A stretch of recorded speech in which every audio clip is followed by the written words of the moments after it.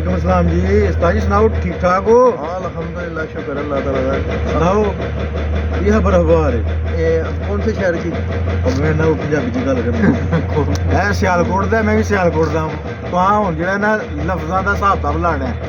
अक्सर लोग कहते सियालकोटी कहते हैं इंज ते इंज ते इंज, हुण समझ लानी है तुस सियालकोट दे ने, लेकिन फर्क है, काफ़ी फर्क है। असल उम्र ਦਾ ਵੀ ਹਿਸਾਬ ਹੁੰਦਾ ਹੈ ਨਾ, ਤੇ ਅਸੀਂ ਛੋਟੇ ਹੈਗੇ ਥੋੜਾ ਬਹੁਤਾ ਹੈਗੇ ਨਾ, ਪ੍ਰਦੇਸ਼ 'ਚ ਹੋ ਗਏ ਨਾ, ਤੇ ਸਾਨੂੰ ਹਲੇ 2 ਸਾਲ ਹੋਏ। ਸਾਨੂੰ ਇੱਥੇ 15 ਸਾਲ ਹੋ ਗਏ ਤੇ ਇਹ 15 ਸਾਲ ਦੇ ਨੇ।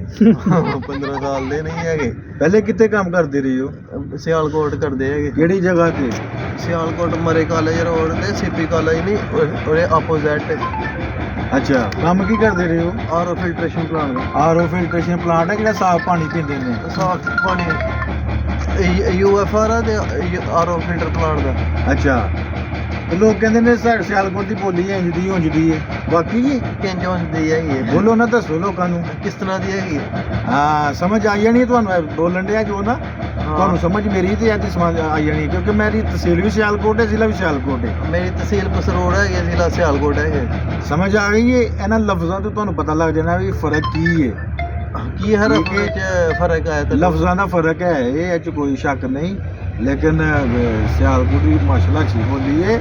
ਸਾਡੀ ਬੋਲੀ ਜਿਹੜੀ ਹੈ ਇਹਨੂੰ ਪੰਜਾਬੀ ਸਪੀਕਿੰਗ ਤੇ ਉਰਦੂ ਸਪੀਕਿੰਗ ਸਾਰੇ ਸਮਝ ਜਾਂਦੇ ਨੇ, ਠੀਕ ਹੈ ਜੀ। ਇਹਨੂੰ ਪਠਾਨਾਂ ਦੇ ਨਾਲ ਵੀ ਪੰਜਾਬੀ ਮਾੜੀ ਮਾੜੀ ਬੋਲੋ ਤਾਂ ਸਮਝ ਜਾਂਦੇ ਨੇ, ਹਲਕੀ ਫੁਲਕੀ। ਚੱਲ ਬਸ ਖਲਾਸ ਖਤਮ।